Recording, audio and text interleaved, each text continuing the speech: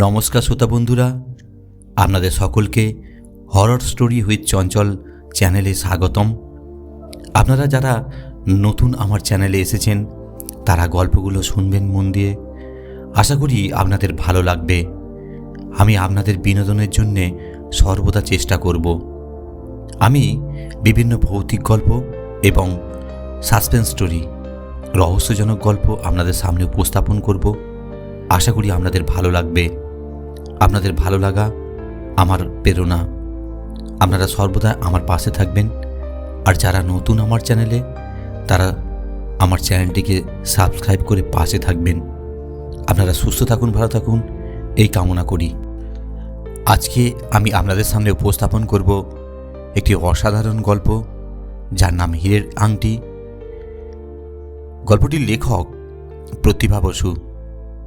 আপনারা শুনুন, আশা করি আপনাদের ভালো লাগবে। কাগজ খুলে সন্দীপ খুশির গলায় বলে উঠল, এই তো বিকাশ মামা এসে গেছেন। কি হয়েছিল? এতদিন আসেননি কেন? মা তো ভেবে অস্থির। ভালো আছেন তো? তোরা সব ভালো তো? বিকাশ মামা ঘরে ঢুকে এলেন। বসার ঘরে নিয়ে বসাতে বসাতে সন্দীপ বলল, আমরা সবাই ভালো। আপনার ভক্ত হনুমানটি তো একজোড়া নতুন তাস কিনে বসে আছে। কবে তার মামা দাদু এসে তাসের ম্যাজিক শেখাবে। কোথায় সে? এবার তার ক্লাস 10 হলো। নতুন ক্লাসে উঠেছে, নতুন বই কেনা হয়েছে। মহা উত্তেজিত। দাঁড়ান, ডাকছি। ডাকার আগেই ভক্ত হনুমান হাজির। তুমি এসেছো মামা দাদু? তুমি আমাকে সেদিন যে দুটো খেলা শিখিয়ে দিয়ে গিয়েছিলে, সে দুটো দেখিয়ে আমি তো সারা স্কুলের নাম করে ফেলেছি। আজ আরও দুটো শিখিয়ে দিয়ে যেতে হবে, নইলে আর আমার মান থাকছে না। নিশ্চয়ই শিখিয়ে দেব। তোমার দিদা কোথায়? তাকে ডাকো আগে। বিকাশ মামা সন্দীপের আত্মীয় মামা, কিন্তু নিজের মামার মতোই। হৈমন্তী দেবী নিজের ভাইয়ের সঙ্গে ভাইয়ের কোনো তফাৎ করেন না, বরং এই ভাইয়ের সঙ্গে বেশি দেখাশোনা হয় বলে সম্পর্কটাও নিকটতর। উনি থাকেন কলকাতা থেকে 2 ঘন্টা দূরের পথ লক্ষ্মী গঙ্গাপুর টানা বলে চলে আসেন। সপ্তাহ 2-3 দিন তো আসেনি। আবার বিপদ আপদেও বুদ্ধি পরামর্শ নিতে ছুটে আসেন। এবার এলেন প্রায় 17-18 দিন বাদে। হৈমন্তী দেবী এসে বললেন, কিরে, কি হয়েছিল তোর? এতদিন আসিসনি কেন? আমি তো ভাবছিলাম আমি চলেই যাই অন্তুকে নিয়ে। বিকাশ মামা বললেন, গেলে না কেন? খুব ভালো হতো। বড় অশান্তি চলছে বাড়িতে। কেন, কি হয়েছে? আমাদের নীলকান্তমণির আংটিটা হারিয়ে গেছে। সে কি? হৈমন্তী দেবী চমকে গেলেন। তোদের 200 বছর পুরনো আংটি 14 পুরুষ ধরে তোরা ওই নীলা ব্যবহার করে আসছিস। কি দামি পাথর! এই হিরে এখন তুই পাবি কোথায়? কেমন করে হারালো? সেটাই তো রহস্য। তোমার বাড়িতে যেদিন শেষ এলাম সেদিন তো তোর আঙুলে ছিল ওটা। কেউ তো কমল হিরে দেখেনি। সবাই দেখল কত বড় একটা মার্বেলের মতো হিরে, কি ঝিলিক দিচ্ছিল। দুঃখিত স্বরে বিকাশ মামা বললেন, মিউজিয়াম থেকে লোক এসেছিল ওটা নেবার জন্যে। একটা সাংঘাতিক দামের অফার দিয়েছিল ওটা নেবার জন্য, কিন্তু ওটার দাম তো টাকায় হয় না। ওটা ধারণ করলে আমরা তার চেয়ে অনেক বড় সৌভাগ্যকে ধরে রাখতে পারি। সব সময় ব্যবহার করি না, নানা কারণে কিছুদিন যাবৎ ওটা ধারণ করেছিলাম। গেল, আর যেতে যেতেই 2টি দুর্ঘটনা। কি? বম্বেতে ছেলের একটা অ্যাক্সিডেন্ট হয়েছিল। ঈশ্বরের দয়ায় প্রাণে বেঁচেছে, হয়নি কিছু। তবে 7 দিন হাসপাতালে থাকতে হয়েছে। আবার এদিকে সেই রাতেই শুভ্র একেবারে বিধ্বস্ত হয়ে বাড়ি ফিরল। জামা ছেঁড়া, হাতে রক্ত। খেলার মাঠ থেকে কারা ডেকে নিয়ে গিয়ে নির্জন রাস্তায় খুব মেরেছে। তোমার ভাতৃবধূ তো প্রায় শয্যা নিয়েছেন। তুমি একবার যাবে আমার ওখানে? তুমি 2-1 দিন থেকে এলে বাড়ির হাওয়াটা অন্তত একটু হালকা হবে। হৈমন্তী বললেন, নিশ্চয়ই যাব। তুই পুলিশে খবর দিয়েছিস তো? যা করা সব করেছি। কর্তাদের দরজায় ঘুরে ঘুরে পায়ের দড়িয়ে ছিঁড়ে ফেলেছি, কিছু হবে বলে মনে হচ্ছে না। তুই সীতেশকে চিনিস? তোর জামাইবাবুর বন্ধুর ছেলে সীতেশ বর্মন। ঠিক মনে পড়ছে না। ডিটেকটিভ ডিপার্টমেন্টে বেশ হোমরা চোমরা লোক, হঠাৎ হঠাৎ আসে আমার সঙ্গে। আচ্ছা দাঁড়া, আমি একটা ফোন করি। করলেন, পেলেনও, কিন্তু তখনই কলকাতার বাইরে কোথায় কোনো ষড়যন্ত্র মামলার আসামিকে ধরতে যাচ্ছে বলে 2 দিন বাদে আসবে বলল। লক্ষ্মী গঙ্গাপুর জায়গাটা খুব সুন্দর, একেবারে গঙ্গার ধারে। বিকাশ মামার বাড়িটাও খুব সুন্দর, একতলা ছোট্ট বাড়ি। এটা তিনি পরিবার থেকে আলাদা হয়ে নিজে করে নিয়েছেন। পূর্বপুরুষেরা কিঞ্চিত তালুক মুলুকের অধিকার ছিল বলেই এদের খেতাব তালুকদার। এখন আর বিশেষ কিছু নেই, যে যার করে কমমেই খায়। বাড়িঘর জমি জমাট সব ভাগবাটোয়ারা হয়ে গেছে। বিকাশ তালুকদার ব্যবসা করেন, ব্যক্তিগতভাবে বেশ সচ্ছল। একটিমাত্র ছেলে, বেশ উপযুক্ত, বম্বেতে থাকে। বাড়িতে এখন তিনি আর তার ভাগ্নে শুভ্র ছাড়া আর কেউ নেই। শুভ্র জন্ম থেকেই মামা মামির কাছে মানুষ হয়েছে। শুভ্র পেটে থাকতেই তার বাবা মারা যায়। মা মারা যায় তার যখন 3 বছর বয়স। মামা মামি তার মা বাবা। মামা মামির সে নয়নমণি, তাদের নিঃসঙ্গ জীবনের অবলম্বন। হৈমন্তী দেবী পরের দিন সকালে উঠেই চলে এসেছে এখানে। অন্তুও সঙ্গে এসেছে। অন্তু এখন ছোট নেই, রীতিমতো ক্লাস 10-এর ছাত্র, প্রায় 6 ফুট লম্বা, বুদ্ধি তীক্ষ্ণ, দেখতে সুন্দর। ঠিক ছিল বন্ধুদের সঙ্গে দীঘা যাবে 2 দিনের জন্য, কিন্তু তা না গিয়ে দিদা বলা মাত্রই চলে এলো এখানে। দিদা বলা মাত্রই এলো বলে যে সেখানে আগের মতোই দিদি ছাড়া চোখে অন্ধকার দেখে তা নয়। এখন তার অন্য জীবন, অন্য মন, অন্য আড্ডা। এখন আর গোয়েন্দা গল্পের পোকা মাথায় নেই। অনেক জরুরি বই পড়ে ফেলেছে।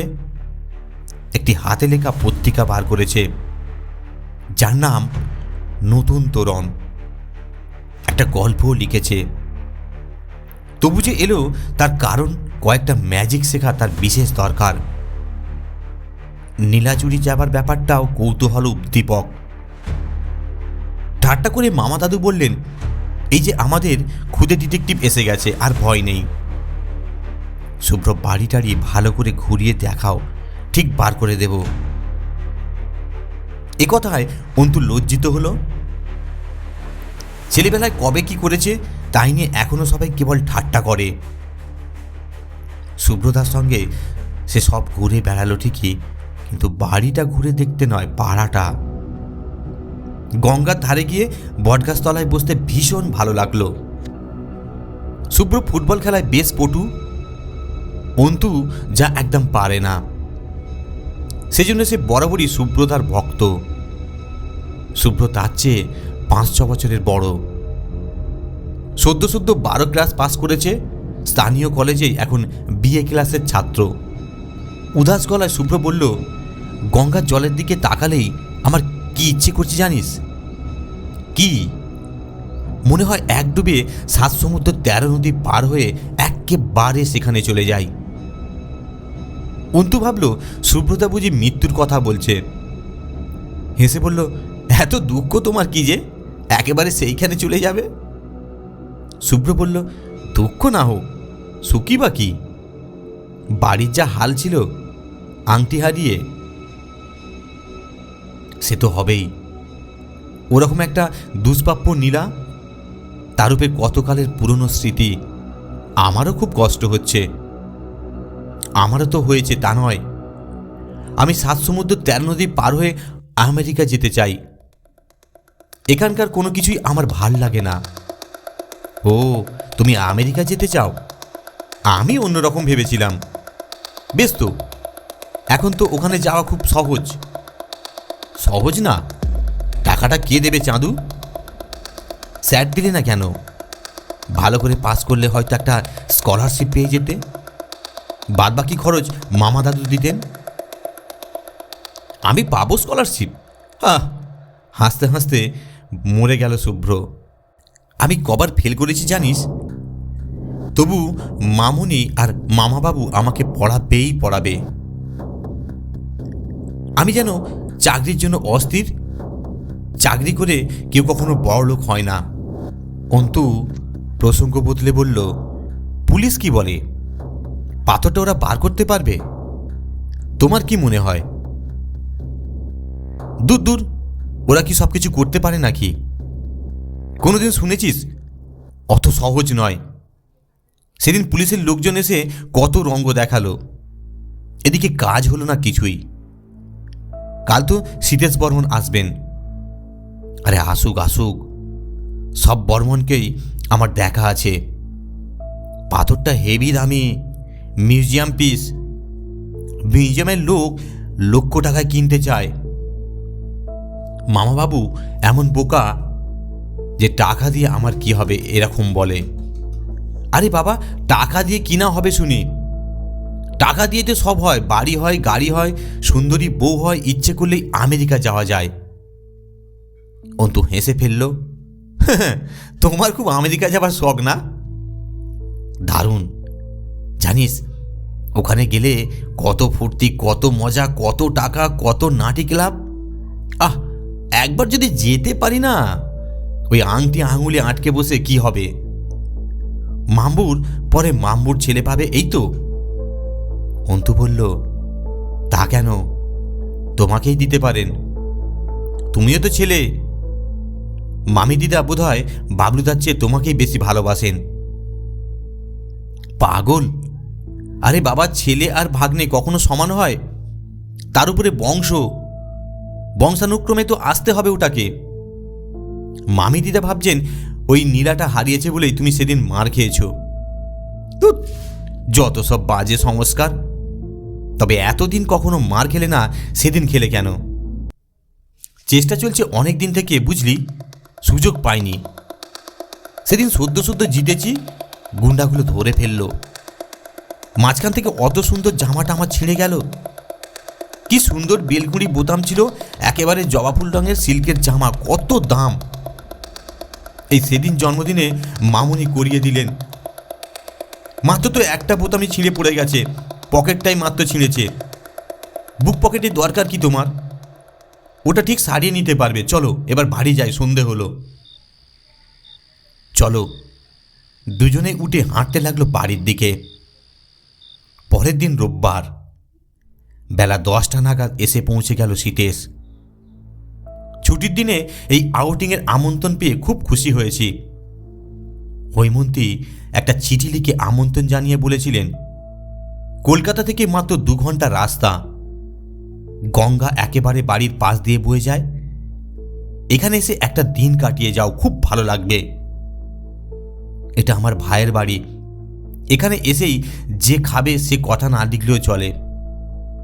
তোমার জন্যে ইলিশ মাছের পাতুরি আর চিংড়ি মাছের মালাইকারি রান্না করব আমি, যা তুমি সবচেয়ে বেশি পছন্দ করো।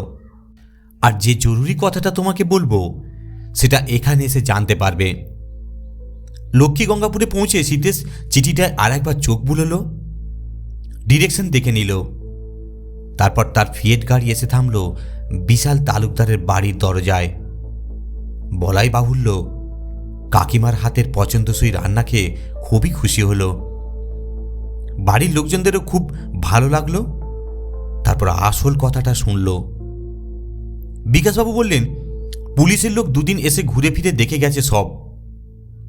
হৈমন্তী বললেন, তুমি যদি তোমার অফিসারদের একটু মনোযোগ দিতে বলো, আমার মনে হয় তাতে অনেক বেশি কাজ হবে। চিন্তা করে সমীর বলল, আচ্ছা, মিউজিয়ামের ভদ্রলোক যখন পাথরটার বিষয়ে দাম বলছিলেন, তখন কি ঘরে কোনো তৃতীয় ব্যক্তি উপস্থিত ছিল? বিকাশ বললেন, না বোধ হয়। শুভ্র কলেজে চলে গেছে, আর পঞ্চানন তো সে সময় রান্নাঘরে ছিল। পঞ্চাননকে? আমার মা বাবার আমলের পুরনো রান্নার লোক। সে ছাড়া আপনাদের আর কোনো কাজের লোক আছে? আছে, আকাশীর মা। সুরিপাড়া বস্তিতে থাকে। কত দূর? খুব দূর নয়। জায়গাটা বা কতটুকু? ওর কে আছে? স্বামী নেই, মেয়ে জামাই আছে, তাতেও ওই বস্তিতেই থাকে। যখন দেখলেন আংটিটা নেই, আপনার স্ত্রী তখন বাড়ি ছিলেন না? না, ভাগ্নেও না। ওরা ফিরলেন কখন? স্ত্রী 8টার সময় ফিরলেন, শুভ্র 9:30। কখন বেরিয়েছিলেন ওরা? শুভ্র বেরিয়েছিল 3:30-তে। ওদের ক্লাবে সেদিন একটা টি পার্টি ছিল। স্ত্রী বেরিয়েছিলেন তার খানিক বাদে, ওর এক বন্ধুর বাড়ি। তারপর ওরা বেরিয়ে গেলে দরজা বন্ধ করে আমি শুয়ে পড়েছিলাম। কখন ঘুমিয়ে পড়েছি খেয়াল নেই। উঠে দেখি প্রায় অন্ধকার। 7টা 7:30 নাগাদ আমার এক জায়গায় যাবার কথা ছিল। দৌড়ে চান করতে গেলাম। যাবার আগে খাবার টেবিলের ওপর ঘড়িটা আর আংটিটা খুলে রেখে গেলাম। আপনি তো খাবার ঘরটা দেখলেন, সঙ্গেই বাথরুম আর একটা দরজা আছে পাশে পিছনের উঠোনে যাবার জন্যে। সেখানে টিউবওয়েল আছে, ওরা বাসন টাসন মাজে। উঁচু দেয়ালে ঘেরা। দরজা বন্ধ ছিল, জানালাটাও খোলা ছিল। এই সময় বিকাশ তালুকদার স্ত্রী উষা বললেন, আমাদের কাজের লোকেরা কিন্তু খুব ভালো, ওদের আমরা সন্দেহ করি না।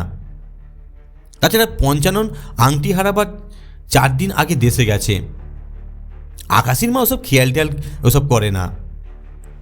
শুভ্র বলল, না মামনি, আকাশীর মা কিন্তু বেশ চালাক।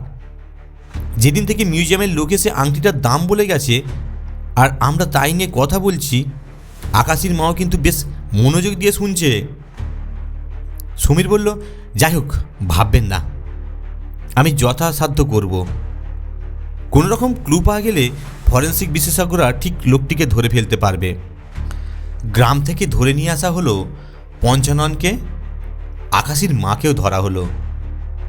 শেষে বস্তি তোলপাড় করে সেখানেই ধরা পড়ল চোর, বাতাসি নিতাইচরণ। নিত্যচরণ গোবেচারা ভালো মানুষ ছাড়া আর কিছুই যাকে মনে করা হতো না, তার ঘর সাজ করে চোরাই কারবারের অনেক প্রমাণ মিলল।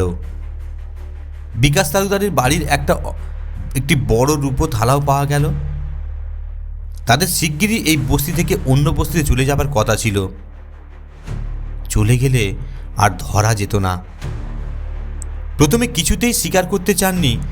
বলো, এসব জিনিস যে কি করে কখন ঘরে এলো সে জানে না, এসবের সঙ্গে তার কোনো যোগও নেই। শেষে মারতে মারতে যখন মুখ দিয়ে রক্ত বার করে ফেললো, তখন চিৎকার করে বলল, হ্যাঁ আমি চোর, আমি চোর, আমাকে মেরে ফেলো। শুধু আংটিটা কি করেছে সেটা কিছুতেই বলতে পারল না, পাগলের ভান করছে। উষা মাথায় হাত দিয়ে বসে পড়লেন। শেষে নিতাই, যাকে তিনি চূড়ান্ত ভালো মানুষ বলে জানেন, যার কাছ থেকে তিনি প্রত্যহ সবচেয়ে টাটকা সবচেয়ে সস্তা সবজি রাখেন, অন্তু হঠাৎ ভীষণ উত্তেজিত হয়ে হাঁপাতে হাঁপাতে ছুটে এলো। দিদা, তুমি এক্ষুনি সমীর কাকাকে ফোন করো, বলো কোনো প্রমাণ না পেয়ে এভাবে কাউকে মারা কখনোই উচিত নয়, এরকম আইন নেই। সে কাঁপছিল। তার অবস্থা দেখে হৈমন্তী দেবী ভয় পেয়ে গিয়ে বললেন, ঠিক আছে চল, আমরা এক্ষুনি কলকাতায় চলে যাই, ওখানে গিয়ে ফোন করি। শুভ্র অন্তুকে জড়িয়ে ধরল, তুই এরকম করছিস কেন, কি হয়েছে তোর? না না, এ হতে পারে না, হতে পারে না। প্রবল বেগে মাথা নাড়ল সে। হৈমন্তীর ইঙ্গিতে শুভ্র তাকে নিয়ে নিজের ঘরে চলে এলো। শান্ত করতে চেষ্টা করলো।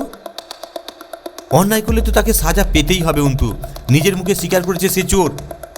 তার ঘর থেকে তার প্রমাণ বেরিয়েছে। মিথ্যে কথা, সাজানো কথা, সে চোর, সে ওকে এভাবে চোর সাজিয়েছে। তবে কে চোর? শুভদা, আমি তোমাকে ভালোবাসি। অন্তুর গলা ভেঙে গেল। শুভ বলল, সেটা কি নতুন কথা? আমিও তো তোকে ভালোবাসি। সেজন্যই বলছি, হয়েছে হয়েছে, বিনা অপরাধে মানুষগুলোকে আর তুমি শাস্তি দিও না। মার খেতে খেতে লোকটা পাগল হয়ে গেল। এখনো তুমি চুপ করে থাকবে? মানে? শুভ্র ছিটকে উঠে দাঁড়ালো। অন্তু বলল, শোনো শুভ্রদা, আমি বলবো আমি খুঁজে পেয়েছি, কেউ কিছু জানবে না।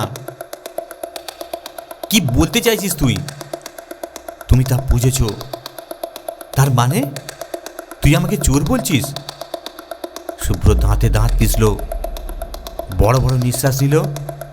তার ফর্সা রং লাল টকটকে হয়ে গেল। অন্তু তেমনই স্বরে বলল, তুমি ওটা আমাকে দিয়ে দাও, আমি যেভাবে পারি তোমাকে রক্ষা করব। আমার দিদা সব ঠিক করে দেবেন। কি প্রমাণ তুই পেয়েছিস যে এরকম একটা ভয়ঙ্কর গর্জিত অপবাদ দিয়ে তুই আমাকে অপমান করছিস? এখনো যদি তুমি না স্বীকার করো, নিরপরাধ লোকটাকে না বাঁচাও, আমি নীর কাকাকে বলে সব বলে দেব। কি বলবি তুই? পাজি ছেলে, তোর এত বড় স্পর্ধা? আমি প্রমাণ পেয়েছি। কি প্রমাণ পেয়েছিস তুই? আমি তোমাদের বাড়িটা খুব ভালো করে একদিন খুঁজেছি। 3টে জিনিস চোখে পড়েছে আমার। এক, তোমাদের খাবার ঘরের জানলার তলার নর্দমার মধ্যে একটা বাঁকানো লোহা, যেরকম বাঁকানো লোহা দিয়ে কয়লার উনুন খোঁচায়। 2, উঠোনের ঘেরাও করা উঁচু দেয়ালের মাথায় কোণের দিকে একটা পেরেকের মাথার সঙ্গে মিশে বৃষ্টিতে ভিজে নেতিয়ে আটকে থাকা এইটুকু একটা লাল রঙের সিল্কের টুকরো। আর 3, ঠিক তার নিচেই মাটিতে কাদায় মাখামাখি হয়ে থাকা একটি ছোট্ট বেলকুড়ি বোতাম। এই তোর প্রমাণ? হ্যাঁ, এই আমার প্রমাণ। আর আমার আন্দাজ আর দিন কতক ধরে তোমাকে স্টাডি করা। কি স্টাডি করছিস তুই আমাকে? জানিস তোর এই মিথ্যে কথা বলার জন্য আমি লোক লাগিয়ে মেরে তোর হাড় গুঁড়ো করে দিতে পারি। না, পারো না। আমি বলছি, মামা দাদু যখন তার ঘড়ি আংটি খুলে খাবার টেবিলের উপর রেখে বাথরুমে গেলেন, তুমি তক্ষুনি ফিরে এসে পিছনের দয়াল টোপকে বাড়ি ঢুকলে। তুমি লেখাপড়া করো না এবং নানা রকম বাজে সঙ্গে মেশো বলে মামা দাদুর পড়া অর্ডার ছিল 6টার মধ্যে খেলাধুলা সেরে বাড়ি এসে তোমাকে পড়তে বসতে হবে। তুমি প্রায় এরকম দেরি করে এসে দেয়াল টোপকে বাড়ির ভেতরে ঢোকো। পিছনের দরজাটা সাধারণত খোলাই থাকে। নিঃশব্দে ঢুকে নিজের ঘরে ভালো ছেলের মতো বই মুখে বসে থাকো। মামি দিদাও তোমাকে এ বিষয়ে আশকারা দেন মামার বকুনি থেকে রক্ষা করার জন্যে। তো সেদিনও তাই করেছিলে। তুমি ভাবুনি দরজাটা বন্ধ থাকবে, মামি দিদার বদলে মামা দাদু বাড়িতে থাকবেন। তাই দরজায় টোকা না দিয়ে জানালায় উঁকি মারলে। উঁকি মেরে আংটিটা চোখে পড়ল তোমার। তার আগে পর্যন্ত কিছুই ভাবুনি, কিন্তু আংটি দেখেই তোমার মনে হলো এই তো আমার আমেরিকা যাবার পাথেও। এখন যদি পালাতে পারি, কে ধরবে আমাকে? সঙ্গে সঙ্গে হাত বাড়ালে, হাত পেলে না, ওই কয়লার উনুন খোঁচাটা দিয়ে টেনে নিলে। তারপর ওটা নর্দমার মধ্যে ফেলে দিলে। তারপর আবার তাড়াহুড়ো করে দেয়াল টপকাতে যাচ্ছ, তখনই ব্রেকটায় লেগে তোমার জন্মদিনের সিল্কের নতুন জামাটা বুকের কাছে ছিঁড়ে গিয়ে এক টুকরো লেগে রইল সেখানে, আর বোতামটা পড়ে গেল নিচে। শুভ্র স্থির দৃষ্টিতে তাকিয়ে থেকে থেমে বলল, আর ওই যে নিতাইয়ের বাড়িতে সব চোরাই মাল পাওয়া গেল, রূপোর থালা পাওয়া গেল, তার কি হবে? আমি সেটা নিয়ে ভাবিনি, কিন্তু বুঝতে পারছি ওটা নিজেকে রক্ষা করানোর জন্য তোমারই কৌশল। তুমি তো সত্যি ক্রিমিনাল নও। চুরি তো তোমার পেশা নয়। হঠাৎ একটা হয়ে গেছে, তারপর আর সামলাতে পারছো না।